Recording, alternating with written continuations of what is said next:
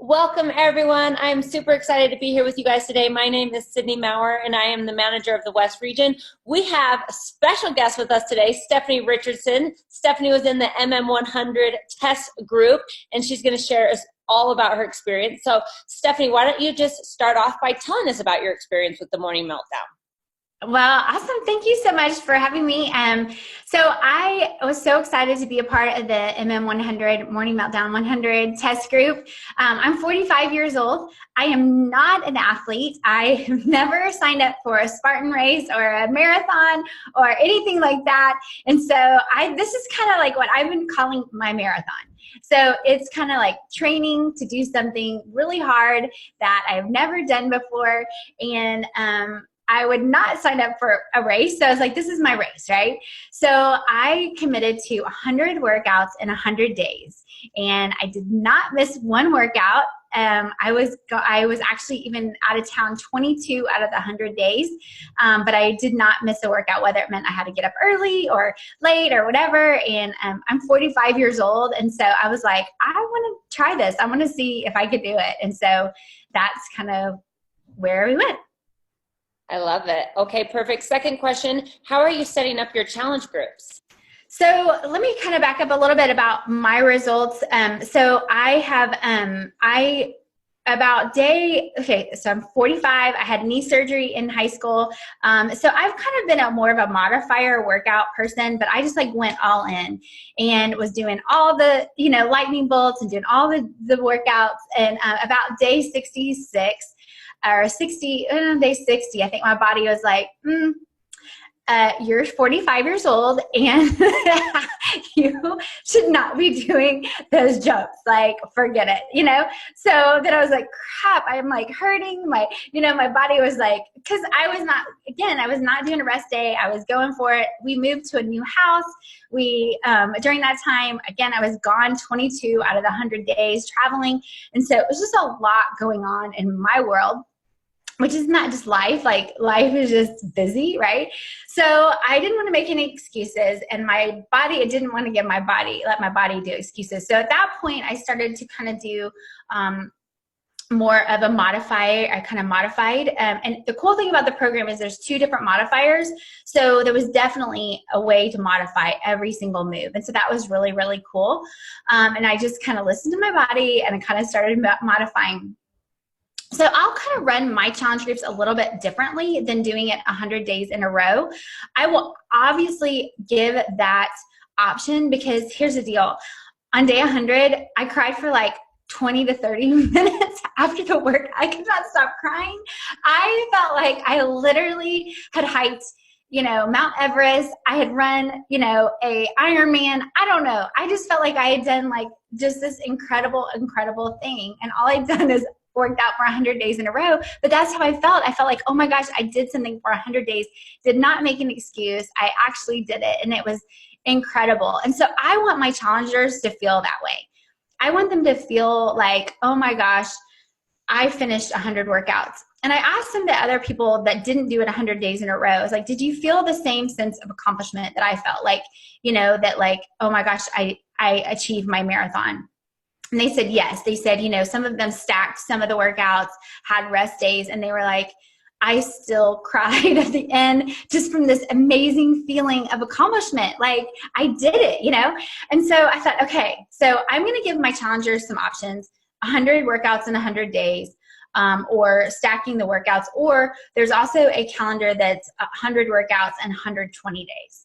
And so I'm going to give my challengers those options, but I want them to, whatever they start out with, they do. Because what happens when we have a lot of options, we kind of go, well, I said I was going to do 100 workouts in 100 days, and actually I'm going to stack them. Or actually, like I want them to set themselves up for success, but then also I feel like, okay, so like let's say day 30, like I've already traveled a couple times day 30. And so I was like, oh, well, I could just stack. There's some other people in the group that are stacking their workouts. And I'm like, I've already come this far, like doing every single day. And I've like busted my butt and I've gotten like up early and like, you know, I got on the ship, the cruise, because we had the Beachbody cruise, and I went like straight to the gym. I didn't talk to anyone. I was like laser focused, went straight to the gym to do my workout, you know, because I hadn't done it because I had to get up so early that morning. I didn't have time to work out. So I'm like, I'm not going to give up all this effort, right? So I want them to commit to whatever they decide, whatever path they choose. They really need to not switch. And then another thing that we're going to do in our challenge group is we're doing this is a little devotional that we're doing. It's called 100 Days of Brave. This is kind of my target market, is usually faith-based. And so we're going to be doing this important part, because I felt like with my journey with MM100, I kind of was like, I want to start this morning routine. I want to kind of, you know, like kind of really change my life, but more about the routine part. And that's what the program is a lot about, right? And so what I did every morning is I had my MM100 journal, and I don't have it right now right here with me, but I had a journal, and every day I wrote in my three things that I was grateful for. While I was drinking my Energize, I, you know, sat down, I had my pajamas on, or my workout clothes on, did my three things, and then I had a little devotional time. And so I'm going to recreate that with my challengers to really have the mental aspect of it, because I believe it is such a mental game, more than I ever could have imagined. Doing 100 workouts in 100 days, or even 120 days, is all mental, right? It's will have every excuse in your mind. You will think of all the things, the reasons you shouldn't do it, but just committing and letting go of those excuses and not allowing them to interrupt your goals is pretty amazing. So that's kind of what we're doing for our challenge group. Was we're going to really, you know, kind of focus on which path are you going to choose.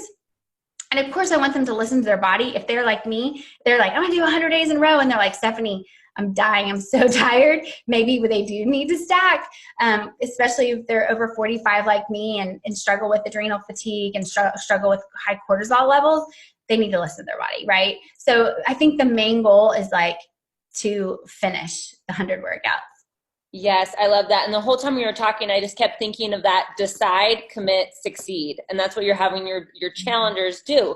Decide what path you're going to do, commit to it, and then you'll see success on any route you choose. I love that.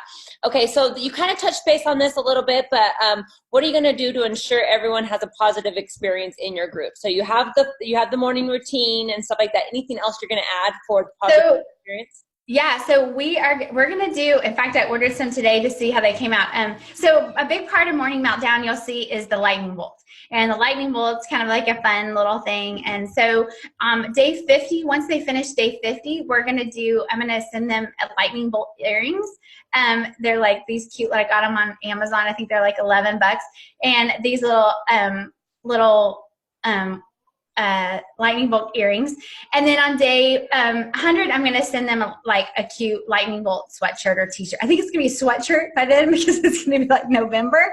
So instead of a t-shirt, we may be sending them a sweatshirt, because Jericho uses the cutest little sweatshirts. Like, she cuts them up and stuff. So it'll probably be a sweatshirt or something like that on day 100, just to kind of motivate them and keep them excited. And the cool thing about your challenge group, which I love, a lot of people are like, well, we just have to, wait for 100 days to start another challenge group. And actually, you can start a new challenge group every 10 or 20 days. Because the program has, the 10 different workouts, you can start a new group every 10 days or every 20 days, and you're actually doing the same workout together.